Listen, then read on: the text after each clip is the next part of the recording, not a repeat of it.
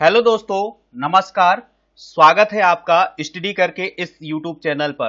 तो आज के इस वीडियो में हम एमपीएसआई, यूपीएसआई, ग्रुप 3, ग्रुप 5 और इसके अलावा जितने भी एग्जाम होते हैं जिसमें हिंदी पूछी जाती है, उन सभी एग्जाम के लिए यह वीडियो लेक्चर बहुत ही इंपॉर्टेंट होगा।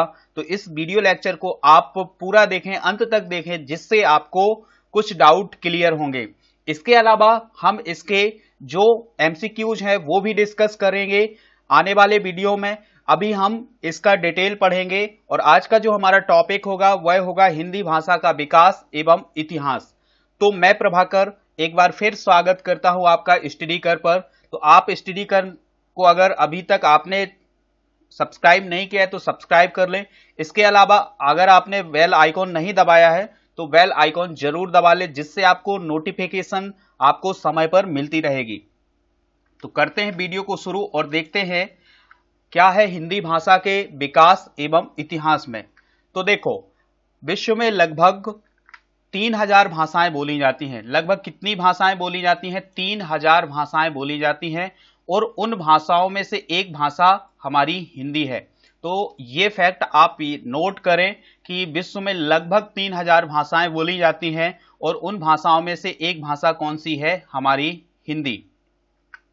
दूसरा पॉइंट होगा, भाषा परिवार के हिसाब से हमारी हिंदी भारोपीय परिवार की भाषा है। ये लगभग जितने भी एग्जाम है उन सभी एग्जाम में जिसमें हिंदी पूछी जाती है उसमें यह प्रश्न जरूर आता है कि हिंदी किस भाषा परिवार की है, किस भाषा परिवार से उसका संबंध है। तो भारोपीय भाषा परिवार जो है वो है इसका भाषा परिवार।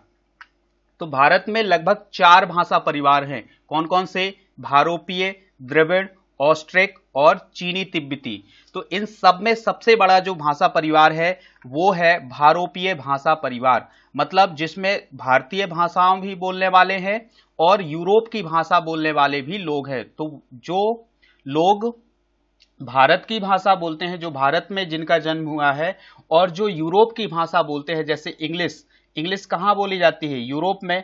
और हिंदी कहाँ बोली जाती है? भारत में। तो इस प्रकार दोनों भाषाएं बोलने वाले जो लोग हैं वही कहलाते हैं भारोपीय।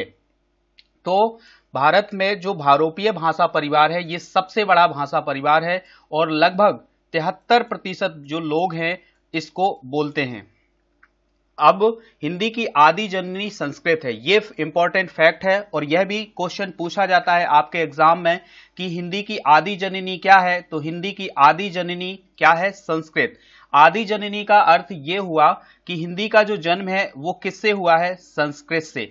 अब संस्कृत जो है, संस्कृत का रूप धीरे धीरे घटता गया, मतलब उसमें कुछ बदलाव होते गए। तो संस्कृत से बना पाली, जिसमें गौतम बुद्ध ने अपने उपदेश शामिल किए हैं। इसके अलावा पाली से बना प्राकृत और प्राकृत से होते हुए जो प्राकृत भाषा थी वो बनी अपभ्रंश और अपभ्रंश से वह क्या बनी? अवहट्ट। और फिर इसके बाद क्या बनी? हिंदी। तो हिंदी इस प्रकार से संस्कृत से और कहां तक पहुंची? हिंदी तक। एक बार और हम देख लेते हैं इसके विकास के क्रम को। तो देखिएगा, संस्कृत जो है, संस्कृत से पाली, पाली से प्राकृत और प्राकृत से अपभ्रंश और अपभ्रंश से क्या बनी? अवहट्ट और अवहट्ट से क्या बनी? हिंदी। तो इस प्रकार देखिएगा, संस्कृत से पाली, पाली से प्राकृत, प्राकृत से अपभ्रंश और अपभ्रंश से क्या बना? अवहट्ट और अवहट्ट से क्या बना? हिंदी। तो देखिएगा, संस्कृत से लेकर के हिंदी तक का जो सफर था वो इस प्रकार रहा। अब हम और फैक्ट जान लेते हैं, अपभ्रंश क्या है। तो अपभ्रंश जो है, अपभ्रंश का जो भाषा का विकास था वो 500 ईस्वी से 1000 ईस्वी तक था। ये फैक्ट जो है नोट करना है आपको कि अपभ्रंश का जो काल रहा है, जो समय रहा है, वो 500 ईस्वी से लेकर के 1000 ईस्वी तक रहा है। तो इस भाषा का जो विकास है वो प्राकृत भाषा से हुआ है। प्राकृत भाषा जिसमें महावीर स्वामी ने, जो जैन तीर्थंकर थे, 24वें तीर्थंकर, उन्होंने जितने भी उपदेश दिए हैं वो इसी भाषा में दिए हैं, प्राकृत भाषा में। तो जो प्राकृत भाषा थी, प्राकृत भाषा से इसका निर्माण हुआ है। किस भाषा का? अपभ्रंश का। तो ये फैक्ट भी नोट कर लें। इसके अलावा हम इसके जो प्रमुख कवि हैं वो कौन है? स्वयंभू, धनपाल और पुष्पदंत इसके प्रमुख कवि हैं। ये फैक्ट नोट करें आप सभी लोग कि जो अपभ्रंश के जो कवि या रचनाकार हम बोल देते हैं तो वो होंगे स्वयंभू। स्वयंभू ने जितनी भी रचनाएं की हैं वो इसी अपभ्रंश में की हैं। धनपाल ने जितनी भी रचनाएं की हैं वो इसी अपभ्रंश में की हैं। और पुष्पदंत ने। ये एक सबसे इंपॉर्टेंट जो पॉइंट है वो सबसे इंपॉर्टेंट पॉइंट आपके सामने है और ये पॉइंट होगा कि अपभ्रंश में स्वरों की संख्या कितनी है, कितनी होती है। अपभ्रंश जो भाषा है उसमें स्वरों की संख्या कितनी होती है। तो ये बहुत एग्जाम में पूछा गया है, इसमें आप वेरी वेरी इंपॉर्टेंट लगाएं और इसको नोट करें जल्दी से कि अपभ्रंश में स्वरों की संख्या कितनी होती है। तो स्वरों की संख्या होती है 8, ये नोट कर लें आप।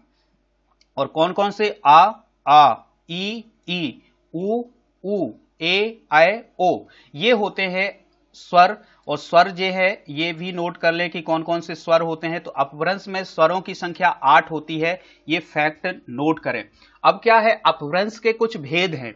अपभ्रंश के भेद है जो आधुनिक भारतीय आर्य भाषाएं हैं उनका उसमें कन्वर्ट हुआ है। कौन कौन सी भाषाएं आती थी उसके अंतर्गत, अपभ्रंश के भेद के अंतर्गत। तो देखो, जो पश्चिमी हिंदी है, राजस्थानी है, गुजराती है, वो उस समय अपभ्रंश की सौर सैनी से निकली हुई है। मतलब जो अपभ्रंश का एक भेद है, एक रूप है सौर सैनी, तो उससे कौन कौन सी भाषाएं निकली हुई हैं? आधुनिक भारतीय आर्य भाषाएं वो निकली हैं पश्चिमी हिंदी, राजस्थानी और गुजराती। ये किससे निकली हैं? सौर सैनी से। फिर इसके बाद है अर्धमागधी। तो ये मगध के क्षेत्र, मगध मतलब बिहार, तो बिहार के आसपास जो भाषा बोली जाती है वो है अर्धमागधी। तो अर्धमागधी मतलब अपभ्रंश में उसे अर्धमागधी कहा जाता था। लेकिन जो आधुनिक आर्य भाषाएं हैं वो कौन कौन निकली अर्धमागधी से? पूर्वी हिंदी, जो पूर्वी भारत का जो पूर्वी क्षेत्र है उसमें जो भाषाएं बोली जाती है वो है पूर्वी हिंदी। फिर है बिहारी, उड़िया, बांग्ला और असमिया। आप देख सकते हैं कि जो भारत है, भारत का जो पूर्वी क्षेत्र है ये यही राज्य पड़ते हैं, जैसे बिहार हो गया, उड़ीसा हो गया और बांग्लादेश, पश्चिम बंगाल हो गया, असम हो गया। और इसके अलावा जो पूर्वी हिंदी है वो अर्धमागधी के अंतर्गत आती है। मगध का क्षेत्र भी वही रहा है, मगध मतलब बिहार के आसपास का क्षेत्र। फिर है खस। तो खस से निकला पहाड़ी। जो पहाड़ी भाषा थी वो अपभ्रंश का कौन सा भेद है? खस का एक भेद है। कौन? पहाड़ी, जो कि सौर सैनी से प्रभावित है। ब्राचड़। तो ब्राचड़ से निकली पंजाबी, जो पंजाब में बोली जाती है भाषा पंजाबी, यह भी सौर सैनी से ही प्रभावित है। और सिंधी, सिंध प्रांत में जो भाषा बोली जाती थी वो किससे निकली है? अपभ्रंश का किसका भेद है? वो ब्राचड़ का। ये इंपॉर्टेंट फैक्ट इसलिए बता रहा हूं क्योंकि ये आपके एग्जाम में पूछे जाते हैं, ऐसे ही पूछे जाते हैं कि सौर सैनी से कौन सी आधुनिक भारतीय आर्य भाषा निकली है। तो आएगा ऑप्शन में तो पश्चिमी हिंदी, राजस्थानी, गुजराती, इस प्रकार से ऑप्शन होंगे। अब जो है महाराष्ट्री, तो महाराष्ट्री से कौन सी निकली है? मराठी। अपभ्रंश में महाराष्ट्री कहलाती है और उससे जो आधुनिक आर्य भाषाएं हैं, भारतीय आर्य भाषाएं, तो उससे क्या निकला है? मराठी। तो प्यारे साथियों, अगर आपने अभी तक वीडियो को लाइक नहीं किया है तो लाइक जरूर करें। अब हम और फैक्ट देखते हैं। हिंदी को 3 भागों में बांटा गया है। जो आज की हिंदी है उसको हमने 3 भागों में बांटा गया है। 3 काल हैं उसके, प्रारंभिक हिंदी, फिर है मध्यकालीन हिंदी, फिर है इसके बाद आधुनिक हिंदी। तो हिंदी को हमने कितने भागों में बांटा? 3 भागों में। प्रारंभिक हिंदी, मध्यकालीन हिंदी, फिर है कौन सी हिंदी? आधुनिक हिंदी। ये फैक्ट आप नोट करें कि हिंदी को कितने भागों में बांटा गया? तो 3 भागों में बांटा गया। प्रारंभिक हिंदी, मध्यकालीन हिंदी और फिर कौन सी हिंदी? आधुनिक हिंदी, जो आज बोली जाती है। तो अगर हम आरंभिक हिंदी की या प्रारंभिक हिंदी की बात करें तो इससे आदिकालीन हिंदी भी कहा जाता है। क्या कहा जाता है? आदिकालीन हिंदी। क्या कहा जाता है? आदिकालीन हिंदी कहा जाता है। आदिकाल में जो हिंदी बोली जाती थी उसे आदिकालीन हिंदी कहा जाता है। और इसमें अपभ्रंश और अवहट्ट, जो हमने शुरुआत में देखे थे, अपभ्रंश और अवहट्ट, इन दोनों के प्रभाव देखने को मिलते हैं। जो हमारी आरंभिक हिंदी थी उसमें अपभ्रंश और अवहट्ट दोनों के प्रभाव आपको देखने को मिलेंगे। तो यह भी पूछा जा सकता है कि हिंदी के किस रूप में आपको अपभ्रंश और अवहट्ट दोनों के प्रभाव देखने को मिलते हैं। तो आप बताएंगे आरंभिक हिंदी में या प्रारंभिक हिंदी में। अब हिंदी शब्द की उत्पत्ति की बात करें तो हिंदी शब्द कहां से आया, कैसे आया? तो ये इस प्रकार से है कि बच्चा जन्म लेता है हमारे घर और नामकरण जो है वो दूसरा करवाता है। तो इसी प्रकार से हिंदी हमारी भाषा है, भारतीयों की भाषा है, लेकिन इसको नाम देने वाले दूसरे हैं। तो बस यही जो बात है इसको समझते हैं। हिंदी शब्द की उत्पत्ति जो है वो कहां से हुई है, ये फारसी का है। ये जो शब्द है ये फारसी भाषा का है। किस भाषा का है? फारसी का। तो आप ये प्रश्न यहीं पर बन गया कि हिंदी शब्द मूलतः किस भाषा का है, तो फारसी का है, ना कि हिंदी का। ठीक है। इसके बाद होता क्या है कि जो विदेशी यात्री आए भारत में या फिर कोई आक्रमणकारी आए, तो भारत के उत्तर पश्चिम ये वाला जो क्षेत्र है जो वहां आप देख रहे हैं, अभी देखेंगे पाकिस्तान है, अफगानिस्तान है, इस क्षेत्र से जो आक्रमणकारी हैं और जो विदेशी यात्री हैं, तो वो जब हमारे भारत में प्रवेश करते थे यहां से, तो उन्हें सबसे पहला जो प्रदेश मिलता था वो मिलता था सिंध मिलता था। तो सिंध से उन्होंने उस क्षेत्र को उन्होंने कहा, क्या वहां के जो लोग रहने वाले थे उन्होंने सिंधु को कहा हिंदू, और इसके बाद हिंदू शब्द भी परिवर्तित होकर के और क्या बन गया? हिंद। तो अब देखिएगा, एक बात समझिएगा कि जब वो आक्रमणकारी आते थे तो उन्हें सिंध प्रांत मिलता था, तो उन्होंने उसको क्या कहा? सिंधु। फिर बाद में हुआ वो हिंदू। ठीक है। हिंदू शब्द भी परिवर्तित होकर के फिर क्या बना? हिंद। अब जब हिंद बन गया तो जो आक्रमणकारी, जो फारस, जो ईरान वगैरह से जो आक्रमणकारी या विदेश यात्री आते थे, तो वो क्या कहते थे कि हम सिंधु जा रहे हैं। इसके बाद वो सिंधु शब्द परिवर्तित हो गया हिंद में। क्या हो गया? हिंद में परिवर्तित हो गया। तो और फिर ये कहा जाने लगा कि जो हिंद है और हिंद के लोग जो वहां भाषा बोलते हैं वो हिंदी बोलते हैं। तो इस प्रकार से हिंदी शब्द बना। आप समझ गए होंगे इस बात को आप नोट कर लें। फिर है आरंभिक हिंदी में प्रमुख बोलियां जो हैं, जो आरंभिक हिंदी है उनमें जो प्रमुख बोलियां थी वो थी ब्रजभाषा, अवधी, खड़ी बोली। ब्रजभाषा, अवधी और खड़ी बोली ये उस समय की प्रमुख बोलियां थी। तो आप समझे इनको कि आरंभिक हिंदी की जो प्रमुख बोलियां कौन कौन सी थी? ब्रजभाषा, जो ब्रज के आसपास जो यूपी का क्षेत्र है वहां पर यह भाषा बोली जाती थी, और जो अवध का क्षेत्र है वहां पर यह बोली बोली जाती थी। इसके बाद खड़ी बोली जो हरियाणा, दिल्ली के आसपास का क्षेत्र था वहां ये बोली जाती थी। मध्यकालीन हिंदी में महत्वपूर्ण स्थान रखती हैं, और ये जो ब्रजभाषा, अवधी है और जो खड़ी बोली है ये मध्यकालीन जो हिंदी है उसमें इनका बहुत महत्वपूर्ण स्थान है। आरंभिक हिंदी के रचनाकार हैं कौन? सुधीर अग्रवाल, जयदेव, रामदेव, रामानंद, अमीर खुसरो, गोरखनाथ, ये क्या है? उसके प्रमुख रचनाकार हैं। कौन कौन से? आप समझ जाइएगा, सुधीर अग्रवाल, जयदेव, रामदेव, रामानंद, अमीर खुसरो। सुना होगा आपने अमीर खुसरो का नाम। तो अमीर खुसरो ने आरंभिक हिंदी में इसकी रचना की है। इसके अलावा आप गोरखनाथ का नाम सुने होंगे, तो ये गोरखनाथ भी आरंभिक हिंदी से संबंधित रचनाकार हैं। अब हम अगला फैक्ट देखते हैं कि मध्यकालीन हिंदी, मध्यकाल में हिंदी का विकास तथा उसकी बोलियों का भी विकास हुआ। जो मध्यकाल की हिंदी है उसमें बोलियों का भी विकास हुआ, और इस काल में ब्रजभाषा, अवधी और खड़ी बोली के रूप में 3 रूप सामने आए। मतलब जो है इस काल में क्या हुआ कि बोलियों का भी विकास हुआ। जो अभी हम देख रहे थे कि जो ब्रजभाषा है, अवधी है और जो खड़ी बोली है, ठीक है, ये ब्रजभाषा, अवधी और खड़ी बोली ये आरंभिक हिंदी की बोलियां थी। अब जब ये मध्यकाल में आई तो इनका विकास और ज्यादा हुआ। ठीक है। तो अब इस काल में ब्रजभाषा, अवधी और खड़ी बोली के रूप में 3 भाषाएं आ गई। अब देखो आरंभिक हिंदी में ब्रजभाषा, अवधी और खड़ी बोली क्या थी? बोलियां थी। लेकिन जैसे ही ये मध्यकाल में आई तो ब्रजभाषा, अवधी और खड़ी बोली ये भाषा हो गई। ये क्या हो गई? भाषा। अब हम और समझते हैं इस काल के प्रमुख रचनाकार कौन है। तो इस काल के प्रमुख रचनाकार हैं, मतलब मध्यकालीन हिंदी के जो रचनाकार हैं, सूरदास, नंददास, रसखान, मीराबाई, केशवदास, पद्माकर, सेनापति, ये सब क्या हैं? इस काल के प्रमुख रचनाकार हैं। इसके अलावा तुलसीदास जी का तो अपना अलग स्थान है, जिन्होंने रामचरितमानस लिख डाली, अवधी में लिखी हुई है इनकी रामचरितमानस। तो देखो एक बात समझो कि जो आरंभिक हिंदी में ब्रजभाषा, अवधी और ये खड़ी बोली थी, ये बोलियां थी। मध्यकालीन में यही आई तो फिर क्या बन गई? भाषा। और भाषा में ही किसी साहित्य की रचना की जाती है। तो आपने सूर सागर, सूर सरावली, सूरदास की रचनाएं सुनी होगी। तो इन्होंने सूरदास ने, तुलसीदास ने, रसखान, मीराबाई, केशवदास ने, इन्होंने मध्यकालीन हिंदी में अपनी रचनाएं की हैं। ठीक है, तो आप यहां पर समझेंगे। फिर अब हम देखते हैं कि खड़ी बोली का मध्यकाल में कबीरदास, नानक और रहीम आदि ने उपयोग किया।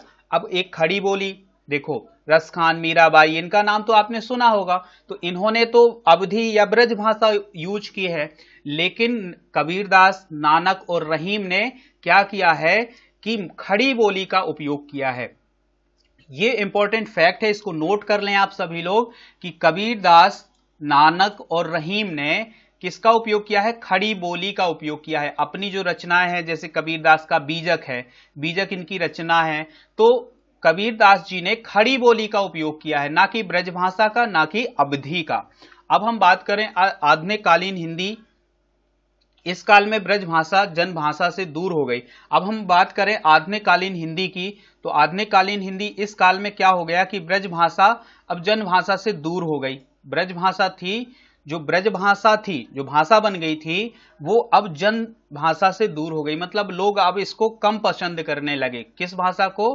ब्रजभाषा को। और ब्रजभाषा और अवधी का स्थान खड़ी बोली ने ले लिया। किसने ले लिया? खड़ी बोली ने। जो ब्रजभाषा है वो अब ब्रजभाषा और अवधी लोगों को बोलने से दूर होने लगी और उसका स्थान कौन लेने लगा? खड़ी बोली। फिर है 20वीं सदी के आते आते खड़ी बोली गद्य और पद्य दोनों की साहित्यिक भाषा बन गई। तो जो 20वीं शताब्दी थी, उसके आते आते क्या हो गई कि गद्य और पद्य दोनों की रचनाएं अब खड़ी बोली में होने लगी। पहले क्या था? अब एक बात नोट कर ले, इधर पर आप समझेंगे एक बात। जब हमने प्रारंभिक हिंदी पढ़ा, तो प्रारंभिक हिंदी में क्या था?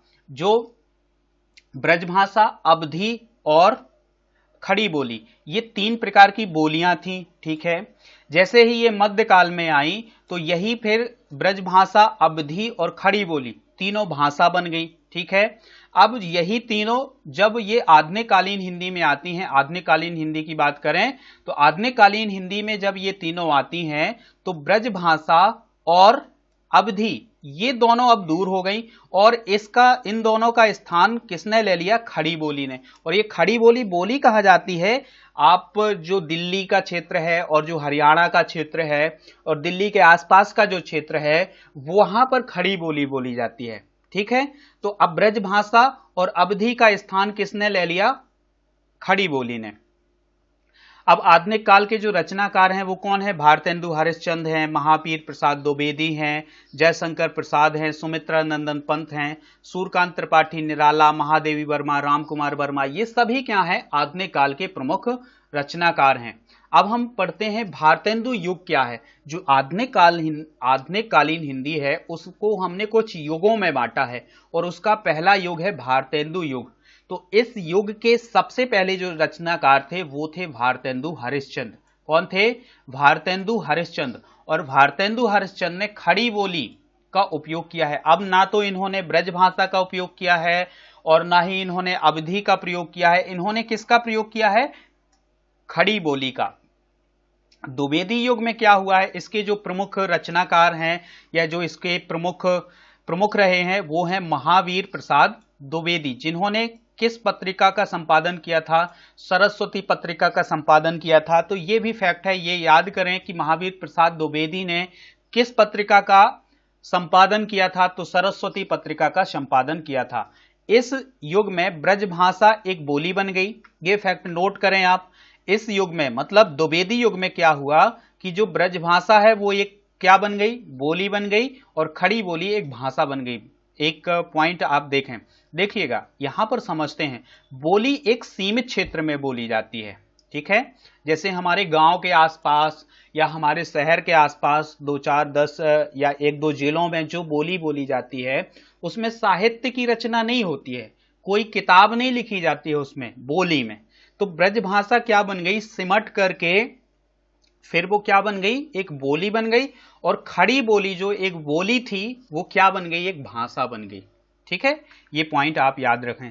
इस युग के प्रमुख रचनाकार महावीर प्रसाद द्विवेदी, श्याम सुंदर दास, पदम सिंह, माधव प्रसाद मिश्र, चंद्रधर शर्मा गुलेरी, ये सब इस युग के रचनाकार हैं। फिर है छायावादी युग।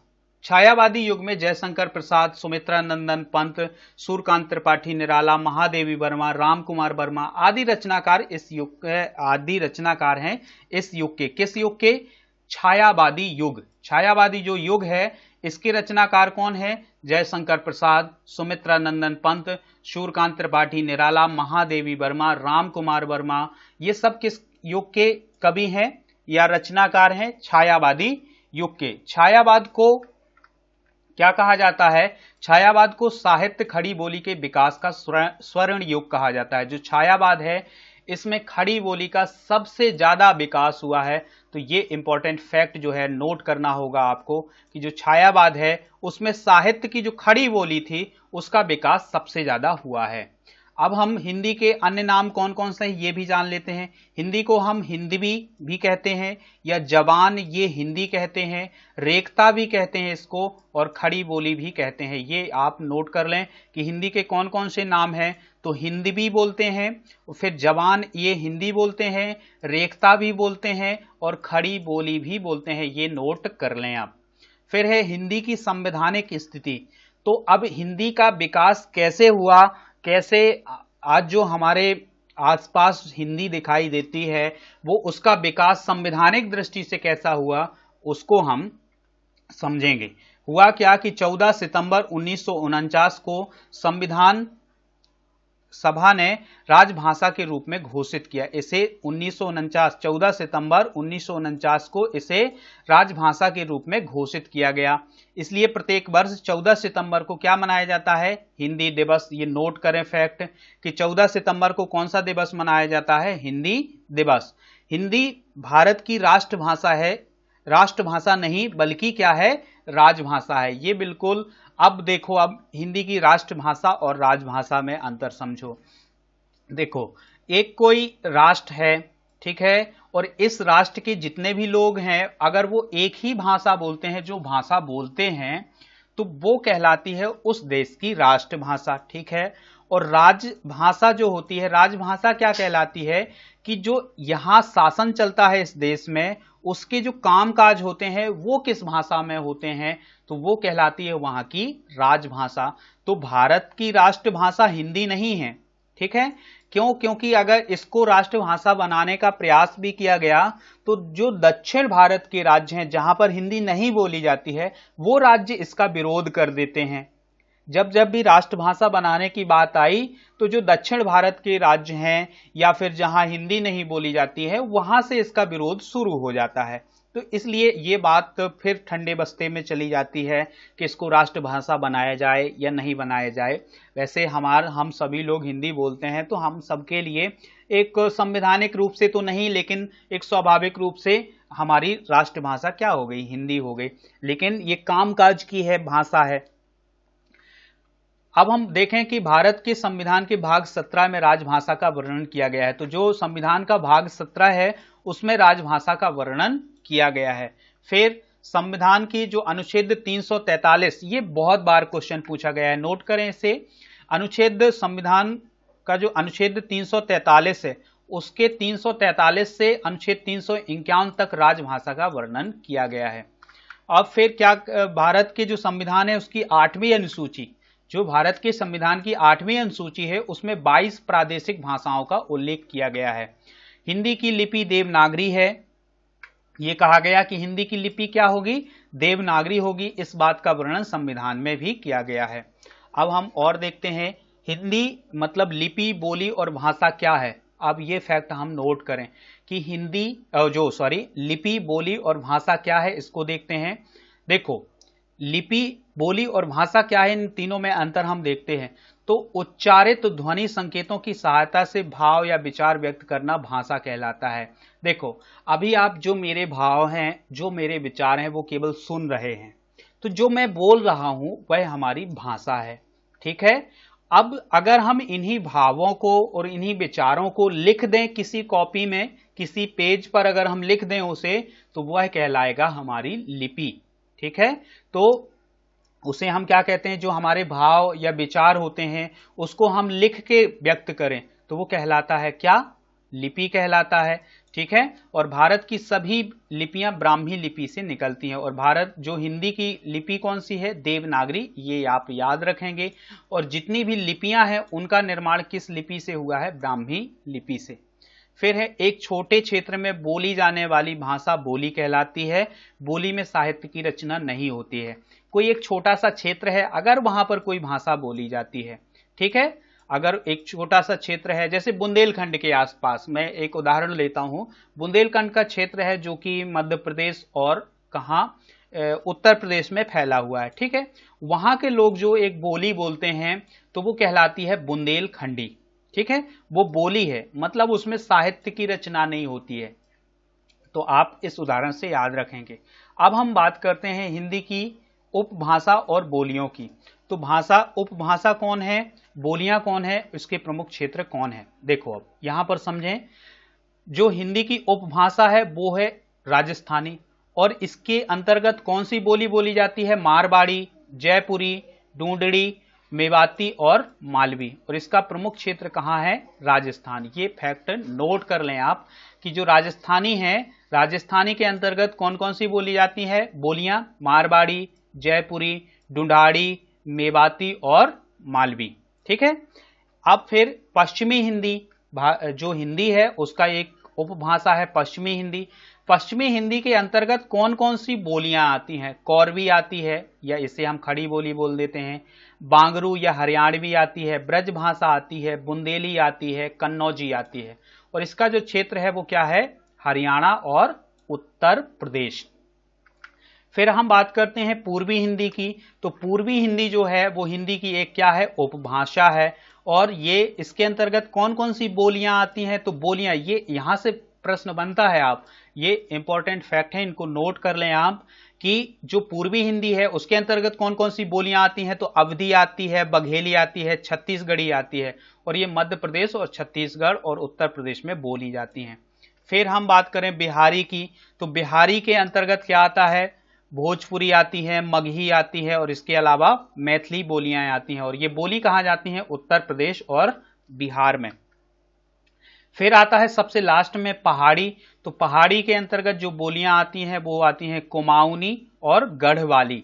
कुमाऊनी और गढ़वाली जो है वो किसके अंतर्गत आती हैं? मतलब पहाड़ी जो उपभाषा है उसके अंतर्गत आती हैं। कौन सी बोलियां? कुमाऊनी और गढ़वाली। और इसका जो क्षेत्र है वो कहां है? उत्तराखंड और हिमाचल प्रदेश में। तो साथियों, यह वीडियो लेक्चर आपको कैसा लगा ये आप हमें कमेंट बॉक्स में बताएं। और इसके अलावा आप हमें सुझाव दे सकते हैं कि इसमें और क्या ऐड किया जाए। इसके अलावा अगर आपने अभी तक वीडियो को लाइक नहीं किया है तो लाइक करें, शेयर करें और स्टडी कर को सब्सक्राइब करें। और जितने भी हमारे सोशल मीडिया प्लेटफॉर्म हैं उन सभी में आप स्टडी कर को फॉलो कर सकते हैं। तो अब मिलते हैं, अब मुलाकात होगी नेक्स्ट वीडियो में। तब तक के लिए जय हिंद।